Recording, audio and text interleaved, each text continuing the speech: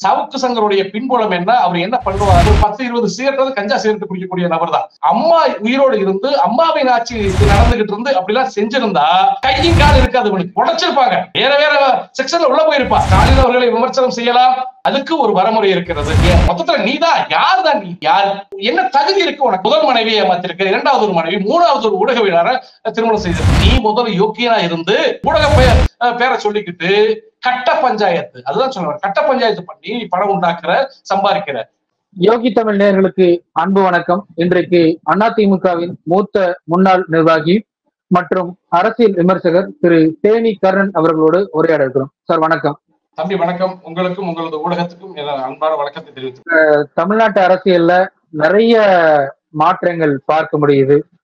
அதையும் குறிப்பா இந்த ஊடகவியலாளர்கள் கைது அப்படிங்கிறது பெரிய பேசு பொருளா இருக்குது. சவுக்கு சங்கர் கைது செய்யப்பட்டாரு. அதை தொடர்ந்து அந்த பேட்டியை வெளியிட்ட ரெட்பிக்ஸ் ஊடகத்துடைய ஃபெலிக்ஸ் அவரும் கைது செய்யப்பட்டிருக்கிறாரு. ஊடகம் மன்னிப்பும் கேட்டிருக்கிறாங்க, நாங்க தவறுதலா வெளியிட்டுட்டோம் அப்படிங்கிற மாதிரி மன்னிப்பும் கேட்டிருக்கிறாங்க. ரெட்பிக்ஸ் ஃபெலிக்ஸ் அவருக்கு நிறைய ஆதரவு பார்க்க முடியுது. ஆனா சவுக்கு சங்கருக்கு அந்த அளவுக்கு ஆதரவு பார்க்க முடியல. என்ன வித்தியாசம் சார்? இல்ல, ரெட்பிளிக்ஸ் ஊடகவியாளர், அதனுடைய பொறுப்பாளர், அதனுடைய நிர்வாகி பிலிக்ஸ் எனக்கு நண்பர் தான். எனக்கு ஆரம்ப கட்டத்திலிருந்து அவருடைய சேனல்ல நிறைய இன்டர்வியூ கொடுத்தது உண்டு. நாங்க ஒரு நேர்கோட்டில் பயணிக்கக்கூடிய ஒரு ஊடகவியாளர் அவர், அது எனக்கு தெரிஞ்ச விஷயம் தான். ஆனா சமீப காலமாக அந்த கள்ளக்குறிச்சி மாணவியோடைய அந்த கொலை வழக்குன்னு தான் சொல்லுவேன். இப்பவும் சொல்லுவேன், புலனாய்வு பண்ணிட்டு இருக்காங்க, அது கொலை வழக்கு தான். அந்த கொலை வழக்குல இது போன்ற இந்த சவுக்கு சங்கர் போன்ற ஈர்த்தலைகளோடு சேர்ந்து இவரும் தன்னை மாற்றிக்கொண்டார்தான் சொல்ல முடியும். அப்ப இருந்தே இவருடைய போக்கு சரியில்லாம தான் இருந்துச்சு. அதுக்கு முன்னாடி அதான் யூடியூப் ஊடகத்தை தமிழகத்தை பொறுத்தளவுக்கு யூடியூப் ஊடகத்தை அறிமுகம் செய்தவர் அவர் தான் சொல்லலாம். ஏன்னா அந்த சேனலுக்கு அவருடைய எக்ஸ்பீரியன்ஸ் இருக்கு. அப்படி ஒரு நேர்கோட்டில் பயணித்த ஒருத்தரை, அந்த பிலிக்ஸ் என்ற ஒரு ஊடகவியாளரை, அவரை தவறான வழிக்கு கொண்டு சேர்த்தவர் திரு சவுக்கு சங்கர் தான். அதுல எந்த மாற்றங்களும், அது உலகறிஞ்ச விஷயம். அதனாலதான் பிலிக்ஸுக்கு ஆதரவு கூட காரணமே அதான். ஏன்னா இதுவரை தவறான வழிநடத்தியார் சவுக்கு சங்கர். ஆகவே அந்த ஊடகத்துல நம்ம நிறைய பழைய வீடியோஸ் எல்லாம் பார்த்தா பொதுவாகத்தான் இருக்கும். அதுக்கடுத்து அப்படியே கேள்வியாளர் கேட்கக்கூடிய விஷயங்களும் சரி. நானே எடப்பாடி பழனிசாமியை படுபயங்கரமா நான் விமர்சனம் செய்யும் போது, இது உங்களுடைய கருத்தா இருக்கு, இது தப்பு சார், தவறு சார் அப்படின்னு சொல்லக்கூடிய அந்த அவருடைய கேள்வியாளர்கள் கேட்பாங்க. அப்படிதான் அவங்க நடந்துச்சு. ஆனா இந்த சவுக்கு சங்கருடைய உரையாடலை அவர் மனப்பூர்வமா ஏத்துக்கிட்டு, சிரிச்சுக்கிட்டு, வாழ்த்துக்கிட்டு அப்படி இருந்த, அதனாலதான் அவர் மேல வழக்கு பாயுது. அந்த இடத்துல அவர் சொல்லியிருக்கலாம், பிலிக்ஸ் அவர்கள் என்ன சொல்லியிருக்கலாம்னா, இது தவிர்க்க வேண்டிய ஒரு விஷயம், தவிர்க்க வேண்டிய ஒரு விஷயம், இதெல்லாம் இப்படி பேசாதீங்க அப்படின்னு சொல்லலாம். ஒரு ஊடகவியலோட கடமை அதுதான். இப்ப எங்களை போன்ற அரசியல்வாதிகள், அரசியல் விமர்சகர்கள், நாங்க எதுவும் பேசினாலும் நீங்க ஏத்துக்க கூடாது, நீங்க அதை ஏத்துக்க கூடாது, அதை நீங்க மறுப்பு தெரிவிக்கணும். அந்த மறுப்பு தெரிவிக்காத காரணத்தினால்தான் இன்னைக்கு பிலிக்ஸ் அவர்கள் கைது செய்யப்பட்டிருக்கிறார். அவருடைய அலுவலகம் சீல் வைக்கப்பட்டிருக்கிறது. வீட்லயும் அவங்க அந்த செக்அப்ல நடந்திருக்கு. அப்ப அவங்களுடைய மனைவி, அவங்க குடும்பம் மன உளைச்சலுக்கு ஆளாயிருக்காங்க. இதுக்கு காரணகர்த்தா யாரு? முழுக்க சவுக்கு சங்கர். இல்ல சார், இப்ப சவுக்கு சங்கர் நல்லவரா கெட்டவரா அப்படிங்கிறது ஒரு பக்கம் இருந்தாலும், ஆனா அவர் மேல கஞ்சா வழக்கு, மற்ற பிற வழக்குகள்லாம் போட்டு குண்டாசு, இப்ப திமுக அவரை பார்த்து பயப்படுது அப்படிங்கிற ஒரு பார்வையும் சந்தேகமும் வராம இல்லைல்ல? தம்பி, நீங்க ஒரு நேர்மையா பேசக்கூடிய ஒரு ஊடகவியலாளர், உங்களுக்கு நான் உண்மையான விஷயத்த சொல்ல வரேன். சவுக்கு சங்கர் கைதாகும் பொழுது, தேனியில கைதாகும் பொழுது, சவுக்கு சங்கருடைய பின்புலம் என்ன, அவர் என்ன பண்ணுவாரு, ஒரு நிமிஷம் என்ன சிகரெட் குடிப்பாருன்ற விஷயம் ஓரளவுக்கு எனக்கு தெரியும். நானும் எல்லா யூடியூப் சேனல்ல பேசியிருக்கிறேன், நானு ஊடகத்திலையும் பேசியிருக்கிறேன். ஆனா தேனிக்கு எதுக்கு வந்தார்ன்ற கேள்விக்கு பதில் இல்லை. அப்படின்ற போது நான் உங்களை போன்ற ஒரு ஊடகத்துல நான் பேட்டி கொடுத்தேன். என்ன பேட்டி கொடுத்தேன்? அவர் தேனிக்கு எதுக்கு வந்தாரு, அவருடைய ரூம்ப நல்லா செக் பண்ணுங்க, கைது பண்ணது பெரிய விஷயம் இல்லைங்க, அவர் காவல்துறை பணியாற்றக்கூடிய பெண்களை இழிவா பேசியிருக்கிறாரு, தரக்குறவா பேசியிருக்காரு, அது கைது செய்ய வேண்டிய கடமையில அவங்க இருக்கிறாங்க. ஆனா தேனிக்கு எதுக்கு வந்தார், என்ன விஷயத்துக்கு வந்தார் அப்படின்ற விஷயத்த நீங்க விசாரிச்சு பாருங்க. அவர் முழுக்க செக்அப் பண்ணுங்க.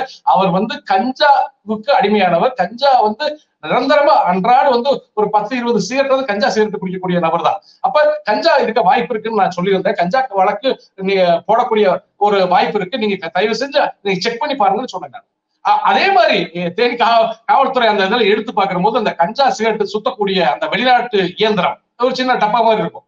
வெறும் கஞ்சாவை போட்டா சிகரெட் மாதிரி மாத்தி கொடுக்கும். அது கஞ்சா போட்டோன்னு எல்லாம் சிக்க போயிட்டா கஞ்சா வழக்கு பதிஞ்சிருக்கு. அப்படின்ற போது ஒரு ஊடகவியலாளர் சொல்றாரு, அவரை தன்னை சொல்லிக்கிறாரு, நான் வந்து ஊடகவியலாளர், நான் யாரும் எதுக்கலாம். ஒரு விஷயம், ஊடகம் என்பது என்னன்னா நாட்டினுடைய ஒரு தூண் தான் சொல்லுவாங்க, ஒரு மூன்றாவது தூணாக சொல்லுவாங்க. எங்களை பொறுத்தளவுக்கு ஒரு நீதிமன்றமா தான் நான் நினைப்பேன். ஏன்னா நீதிமன்றத்துல முறையிடுறது மாதிரி ஊடகத்துல நான் முறையிடுவேன். இது வந்து நல்லதா கெட்டதா நீங்க தான் இதுக்கு பரிசீலனை பண்ணணும்னு சொல்றேன். அப்படிப்பட்ட ஒரு இடத்துல இருக்கக்கூடிய சவுக்கு சங்கர் அவர்கள் நிமிஷம் நிறமாறி பேசுவது, நிமிஷத்துக்கு நிமிஷம் அவருடைய கொள்கை மாறி பேசுவது, நான் என்ன சொல்ல வரேன், இவருக்கெல்லாம் மூத்த ஊடகவியாளர்கள் நிறைய பேர் இருக்காங்க தம்பி. உங்களுக்கு தெரியும் நினைக்கிறேன், நிறைய பேர் இருக்கிறாங்க. அவங்க எல்லாம் வந்து எல்லாத்தையும் விமர்சனம் பண்ணுவாங்க. ஆனா ஒரு எல்லை உண்டு, ஒரு எல்லை. இப்ப தமிழக முதலமைச்சர் இருக்கிறாரு, முதலமைச்சர் வந்து அது வந்து எனக்கு எதிர்கட்சி தான், எதிர்கட்சி தான், நாங்க எதிரியாத்தான் பாக்குறோம். ஆனா ஒண்ணு பொதுவான ஒரு முதலமைச்சர் ஆயிட்டாரு. அவரை வந்து ஒரு வரமுறை வச்சுதான் நான் பேச முடியும். அதான் உண்மை. வரமுறை இருக்கு, பொதுமக்கள் எல்லாம் தேர்ந்தெடுத்திருக்கிறாங்க. அவரு அனைவருக்கும் பொதுவான ஒரு முதலமைச்சர். திமுக தலைவரா பார்த்தா எனக்கு எதிரி, இன்னைக்கு முதலமைச்சர் அப்படின்ற போது ஒவ்வொரு விஷயத்திலையும் இவர் வன்மமா பேசி தன்னை கிரியேட் பண்ண பார்த்தாரு. இது ஒரு விஷயம் நல்லா நீங்க புரிஞ்சுக்கணும். இந்த சவுக்கு சங்கருடைய இந்த நாடகம், இந்த ரொம்ப நாளா நடத்தக்கூடிய நாடகம், இந்த வேஷங்கள்லாம் அம்மா உயிரோடு இருந்து அம்மாவின் ஆட்சி நடந்துகிட்டு இருந்து அப்படிலாம் செஞ்சிருந்தா ஒரு நீதிபதி அவங்கள பத்தி விமர்சனம் பண்ணுவது, காவல்துறை அதிகாரிகளை பத்தி விமர்சனம் பண்ணுவது, அரசு அதிகாரிகளை பத்தி விமர்சனம் பண்ணுவது, அப்படியெல்லாம் வந்து அம்மாவின் ஆட்சி நடந்திருந்தா கையும் கால் இருக்காது, இவனுக்கு உடைச்சிருப்பாங்க, வேற வேற செக்ஷன்ல உள்ள போயிருப்பான். இப்ப என்ன அவதூறு வழக்குல உள்ள போயிருக்கிறான், கஞ்சா வழக்குல உள்ள போயிருப்பான். ஆனா அம்மாவின் ஆட்சியா இதை காட்டி மோசமான நடவடிக்கை நடந்திருக்கும். அதனால நான் என்ன சொல்லுவேன், அதிமுகவினுடைய முன்னாள் நிர்வாகியா இருந்தாலும் திமுக எங்களுக்கு எதிரியா இருந்தாலும் முதலமைச்சர் யார்? இன்றைய முதலமைச்சர், அனைவருக்கும் முதலமைச்சர் யார்? ஸ்டாலின் அவர்களை விமர்சனம் செய்யலாம், ஒரு பிரச்சனை இல்லை. ஆனா அதுக்கு ஒரு வரமுறை இருக்கிறது. ஒரு முதலமைச்சரை விமர்சனம் செய்வதற்கு ஒரு வரமுறை இருக்கு. அந்த வரமுறையை தாண்டக்கூடாது. ஆனா வரமுறையை தாண்ட குடும்பத்தை இழுக்கிற, பெண்கள் இழுக்கிற, அதை விட்டுட்டு காவல்துறை அதிகாரியுடைய அந்த பணியாற்றக்கூடிய பெண்களை பூரா இழுக்கிற, அலுவலரை பூரா இழுக்கிற, நீதிமன்றம் நல்லா ஒண்ணு புரிஞ்சுக்கணும். நீங்க நீதியரசர்களை பத்தி 1008 விமர்சனம் வந்தாலும் அதுக்கு ஒரு வரமுறை இருக்கு. அந்த வரமுறையை தாண்டி நீதியரசர்களை விமர்சனம் பண்ற, ஏன் மொத்தத்துல நீதான் யார் தான் நீ யாரு? அதான் கேட்கிறேன். என்ன தகுதி இருக்கு உனக்கு? இந்த அளவுக்கு நீ விமர்சனம் பண்ற, உன்னுடைய வாழ்க்கை நடைமுறையில என்ன தகுதி இருக்கு உனக்கு? முதல் மனைவியை ஏமாத்திருக்க, இரண்டாவது ஒரு மனைவி, மூணாவது ஒரு ஊடகவியலாளரை திருமணம் செய்திருக்க. அந்த பெண்மணி கூட என்னை பேட்டி எடுத்திருக்கிறாங்க. அந்த மூன்றாவதாக கலப்பு திருமணம், அந்த கள்ளக்காதல் வைத்திருக்கிறாரு சவுக்கு சங்கர். அந்த பெண்மணி கூட என்னை பேட்டி எடுத்திருக்கிறாங்க. பாவம், அந்த பெண்ணுடைய வாழ்க்கையை அழிச்சிருக்கிறீங்க. அது மாதிரி நீ முதல்ல யோக்கியனா இருந்து மக்களை பார்த்து அவன் தப்பானவன், இவன் கெட்டவன், இவன் நல்லவன் சொல்லலாம். முதல்ல நீ யோக்கியனா மாறணும்ல. நீ ஊடக பெயரை சொல்லிக்கிட்டு, ஊடகம் என்பது எங்களை பொறுத்த ஒரு நீதிமன்றமா நாங்க நினைக்கிறோம். ஊடக பெயரை சொல்லிக்கிட்டு கட்ட பஞ்சாயத்து, அதுதான் சொல்லுவேன், கட்ட பஞ்சாயத்து பண்ணி பணம் உண்டாக்குற, சம்பாதிக்கிற. கண்டிப்பா நான் என்ன சொல்ல வரேன், தமிழக அரசு இவன் மேல எடுத்த நடவடிக்கை இன்னும் அதிகப்படுத்த வேண்டும் சொல்லுவேன். நண்பர் பிலிக்ஸ் அவர்கள் தவறான பாதையிலே சென்று விட்டார். ஆகவே அவர் மன்னிப்பும் கோரிவிட்டார். ஆகவே தமிழக அரசு, தமிழக காவல்துறை அவர் மீது பரிவு காமிக்க வேண்டும் என்று உங்களுடைய ஊடக வாயிலா நான் கேட்டுக்கிறேன். ஏன்னா ஒரு மனுஷன் வந்து அவர் நல்லவர் தான், ஒரு நேர்மையான ஊடகம் ரெட்பிக்ஸ், அதுல நிறைய பேட்டி கொடுத்திருக்கிறார். ஆனா இது போன்ற ஈர்த்தனையோட சேர்ந்துதான் இந்த மாதிரி நிலைமைக்கு வந்திருக்கிறார். அவர் மன்னிப்பும் கோரிவிட்டார். ஆகவே அவரை மன்னித்து தமிழக அரசு அவருக்கு ஒரு வாய்ப்பளிக்க வேண்டும் நான் சொல்றேன். நீங்க சொல்றதெல்லாம் புரிஞ்சுக்க முடியுது. நேற்றைக்கு அவரை நீதிமன்றத்துல ஆஜர் செய்யும் போது முழுக்க பெண் காவலர்களை வச்சு அவர் ஆஜர் பண்ணியிருக்கிறாங்க. அப்ப பெண் காவலர்கள்ட்ட செல்போன் நம்பர் கேட்டாரு அப்படின்னு காவல்துறை தரப்புல சொல்றாங்க. சவுக்கு சங்கரோட வழக்கறிஞர் என்ன சொல்றாருன்னா, பெண் காவலர்களை வச்சு இவரை அடிச்சாங்க அப்படின்னு அவங்க சொல்றாங்க. இது என்னமோ தினம் ஏதோ ஒண்ணு நடந்துட்டே இருக்கு சார். எப்படி இதை புரிஞ்சுக்கிறது? ஒரு விஷயம் நீங்க நல்லா புரிஞ்சுக்கணும். ஒட்டுமொத்த தமிழகத்தில் இருக்கக்கூடிய காவல்துறையில் பணியாற்றக்கூடிய ஒட்டுமொத்த பெண்களை அவதூறாக பேசியிருக்கிறார். அந்த பெண்கள் அவரை பாதுகாப்பா கொண்டு போறாங்க. எந்த அளவுக்கு பாதுகாப்பா கொண்டு போறாங்க, அவருக்கு எந்த ஒரு பிரச்சனையும் இல்லை அப்படின்னு வீடியோ எடுத்து காமிக்கிறாங்க, போட்டோ எடுத்து காமிக்கிறாங்க. யாராவது அடிச்சிருக்காங்களா? அவங்க இல்ல. ஆனா இவர் வம்பு கிழத்திருப்பாரு. ஏன்னா வாய்நாள கட்ட இவன் தானே, ஏதாவது ஒரு பேசியிருப்பான். அது நீதிமன்றத்துல போய் சொல்றது. இப்ப சிறைச்சாலையில சிறை அதிகாரி என்னை அடிச்சு கையை ஒடிச்சு விட்டா அப்படின்லாம் சொல்றாரு, நீதிமன்றத்தை சொல்றாரு.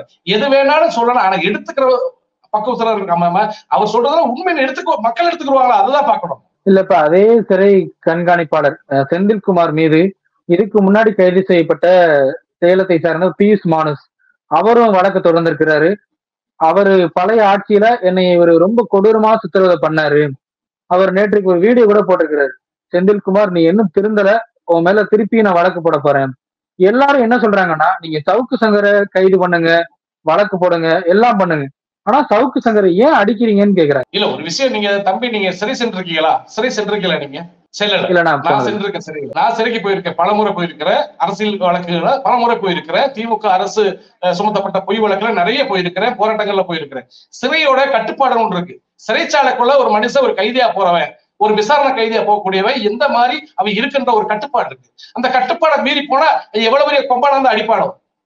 இவரு என்ன போன உடனே நான் செயின் ஸ்மோக்கர், எனக்கு சிகரெட் வேணும்னு கேட்டிருக்காரு சவுக்கு சங்கர் அவர்கள். புரியுதுங்க உங்களுக்கு? சிறைக்குள்ள சிகரெட் அலௌட் கிடையாது. பீடி என்பதும் கூட ஒரு முறைப்படி நம்மளுடைய வீட்டுக்காரங்க வாங்கி கொடுத்தா அந்த முறைப்படி கொடுப்பாங்க. இவர் போன இந்த கேட்ல வச்சு என்ன கேட்கிறாரு, நான் செயின் ஸ்மோக்கர், எனக்கு தொடர்ச்சியா எனக்கு சிகரெட் வேணும், அது வேணும், இது வேணும், நல்ல சாப்பாடு. அது உன்னுடைய மாமியார் வீடு இல்ல, பேருக்குதான் மாமியார் வீடு. அதுதான் சொல்ல வரேன். அந்த சிறைச்சாலைக்குள்ள மந்திரியே போனாலும் சரி, அவங்க கொடுக்கக்கூடிய உணவுகளை வாங்கி கொடுக்க சாப்பிடணும். அதே போல அந்த விதிமுறைகளை கடைபிடிக்கணும். இந்த சவுக்கு சங்கரோட பியூஷ் மானுஸோ உள்ள போயிட்டு போராட்டம் பண்றது.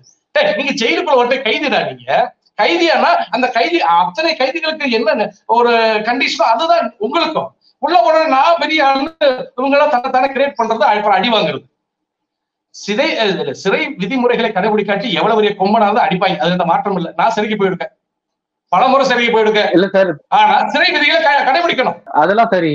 ஆனா அவர் ஜெயிலுக்குள்ள போய் எனக்கு சிகரெட் வேணும்னு கேட்டாருங்கிறது உண்மைதானா? கண்டிப்பா. ஒரு ஊடகவியல், உங்களை போன்ற ஊடகவியலாளர் ஒருத்தர் சொல்லியிருக்கிறார், சிகரெட் கேட்டதுக்கு அடிதான். இதுக்கு முன்னாடி ஒரு வழக்குல சிகரெட் கேட்டாராம். நான் செயின் ஸ்மோக்கர், எனக்கு சிகரெட் கொடுக்கக்கூடிய பர்மிஷன் கொடுங்க. சிறைச்சாலைக்குள்ள சிகரெட் கொடுப்பாங்க. வீடியோ கொடுக்கறதே மிகப்பெரிய ஒரு அருது. சிகரெட் தான் நான் குடிப்பேன், நல்ல சாப்பாடு தான் சாப்பிடுவேன், நான் பெரிய ஆளு அப்படின்னு சொல்லி தன்னை உள்ள போய் பெருசா பேசிக்கிறது. அதான் சொல்ல வரேன். நாட்டினுடைய ராஜாவே சிறைக்குள்ள வந்தா அவன் கைதுதான். அந்த சிறை விதிகளை மீறினா அவனுக்கு அடிதான். அது உண்மைதான். அடிச்சு ஒடிப்பாங்க. ஒருத்தர் இல்ல, 10 பேர் சுத்தி நின்று ரவுண்டு கட்டி அடிப்பானுவ சிறைக்குள்ள. புரியுதுங்களா? அது மோசமான ஒரு வாழ்க்கை தான். அதுதான் சிறைச்சாலை. சிறைச்சாலை என்பது சுகராசமா போய் தங்குறதா? அதுனா ஒரு உல்லாச விடுதியா? சொல்லுங்க பாப்போம். நிறைவா என்ன ஒரு கேள்வி, எல்லாரும் என்ன சொல்றாங்கன்னா இவர் எடப்பாடி பழனிசாமி அவர்களை ஆதரிச்சாரு, அவருக்காக தான் எல்லாமே பேசிட்டு இருந்தாரு. இன்னைக்கு அவரே கூட பெரிய அளவுல இவருக்கு ஆதரவு தரல, அவரை ஆதரிச்சதுனாலதான் இவர் இந்த அளவுக்கு சித்திரவதைக்கு உள்ளாகிறாரு அப்படின்னு சொல்றாங்க. நீங்க எப்படி பாக்குறீங்க? இல்ல, எடப்பாடி பழனிசாமி இவர் ஆதரிச்சு, அவருக்கு மொத்தத்துல எடப்பாடி பழனிசாமி என்றவர் அதிமுக தொண்டர்களால் ஒதுக்கப்பட்டவர், பொதுமக்களால் ஒதுக்கப்பட்டவர். அது வரிசையா நம்ம பேசிட்டோம். 10 தோல்வி பழனிசாமி, அவர் பேர் எடப்பாடி இல்ல, 10 தோல்வி பழனிசாமி. அந்த 10 தோல்வி பழனிசாமிக்கு இந்த போலி சவுக்கு சங்கர் என்னதான் பேசி மக்கள் என்ன கேட்க போறாங்க? அது பெருசா இல்ல. இவர் சப்போர்ட் பண்றாரு, பண்ணாம போறாரு, இவர் கண்டன அறிக்கை கொடுக்காம போறாரு.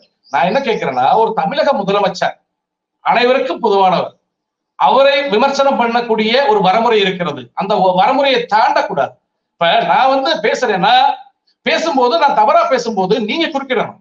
தவறு, இது விதிமுறைக்கு எட்டாத ஒரு விஷயம், இது ஊடக விதிமுறைக்கு எட்டாத விஷயம், தவறு, இதை நான் கண்டிக்கிறேன்னு சொல்லணும். அந்த கண்டிப்பு இல்லாத ஒரு காரணத்தால் இன்னைக்கு பிலிக்ஸ் அரெஸ்ட் ஆகி உள்ள உட்கார்ந்து ஜெயில அவர் கம்பி என்றார். அப்ப ஒரு தமிழக முதலமைச்சர் அமைச்சர்களை பேசும்பொழுது கொஞ்சம் நாவடக்கணும்னு சொல்லுவாங்க. நாவடக்கணும். அதுக்காக எடப்பாடி பழனிசாமிக்கு இவர் ஆதரவா பேசிட்டா இவர் தூக்கி திமுக உள்ள போட்டிருக்கு அப்படின்னா தவறு. ஒரு ஊடகவியாளர் அவருடைய பொறுப்பு என்ன, அவருடைய வேலை என்ன, அந்த அளவுக்கு தான் போகணும். நீ கட்ட பஞ்சாயத்து பண்ணக்கூடிய ரவுடி மாதிரியில நடந்துகிட்ட, அது உலகமே தெரிஞ்ச விஷயம் தானே. ஏன் நீ அவ்வளவு பெரிய ஞானியா சவுக்கு சங்கர்? இல்ல அவ்வளவு பெரிய ஆளா நீ? அவன் எப்படி பண்ற, நீ என்னென்ன பண்ற? உன் பின்னாடி ஆள் போட்டிருக்கமே, நீ என்னென்ன பண்ணிருக்க? எத்தனை பேர்ட்ட மிரட்டி பணம் உங்களை போன்ற சின்ன சின்ன ஊடகம் இருக்குல்ல, யூடியூப் சேனல், அத்தனை யூடியூப் சேனல் ஒரு மிரட்டு வரான். அப்படி அப்படின்னு மிரட்டு வரா. இவங்க எல்லாம் அவருடைய பேட்டி எடுக்கிறதுக்கு 5000 10,000 கொடுத்தா தான் அவர் பேட்டி கொடுப்பாரு. இதுல வெக்கமா இல்ல சவுக்கு சங்கருக்கு. சவுக்கு சங்கருக்கு இந்த நடவடிக்கை பத்தாது, இன்னும் தேவைப்படுகிறது. இது போன்ற போலி ஊடகவாதிகளை தமிழகத்துக்குள்ளே, அதான் சொல்ல, வெளியில் நடமாட விடக்கூடாதுன்னு சொல்ல வரேன். அது தமிழக அரசுக்கும் தமிழக காவல்துறைக்கும் நான் ஒரு அதிமுகவினுடைய முன்னாள் நிர்வாகியாக இருந்து வேண்டுகோள் விடுக்கிறேன். மிக்க நன்றி சார். நன்றி தம்பி, நன்றி நன்றி நன்றி.